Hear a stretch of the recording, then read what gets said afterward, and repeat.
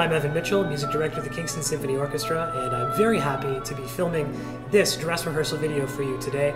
Now, I know that I preface a lot of these videos by saying that, oh, this is such a special concert, this is such a magnificent concert, but even by our own lofty standards here at the Symphony, this is something pretty special we have in store for you this Sunday. So this Sunday we're actually playing for you music exclusively composed by Russians. Fiery Russian music to warm us up as we seemingly endure this winter that will never end. And there's something particularly special about Russian compositions. There is again that fire, that explosiveness, something really quite gritty and yet wonderfully emotional and sublime and intimate. And anytime we have an opportunity to play Russian music at the Symphony, we always jump on it. And so we have a concert with 3 different Russian pieces, 3 different Russian composers. We couldn't be happier. So we're starting off with Borodin's Polovtsian dances, and speaking of explosions, Borodin was a trained chemist by trade, and that was his day job. He composed on the side, and that could be one of the reasons why he never actually completed his masterpiece, Prince Igor the Opera. But thankfully we do have the Polovtsian dances meant as a diversion in the midst of this great opera, and it's a spectacular orchestra showpiece. You're going to see all sorts of fireworks, fingers flying, bows flying.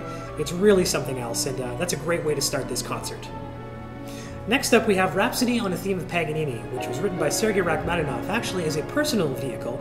Of course, in addition to being a composer, Rachmaninoff was a spectacular virtuoso of the piano, and he wrote all these pieces with the intention of premiering them himself as soloist. And of course, this was no exception. Now, this isn't a proper piano concerto per se, but rather a series of 24 variations on a theme written by Niccolò Paganini, who was a virtuosic violinist and composer, and he was so skilled, in fact, that people questioned whether or not he had sold his soul to the devil in order to achieve the level of proficiency he had on his instrument. Rachmaninoff was a true master, not just as a pianist, but of course as a composer.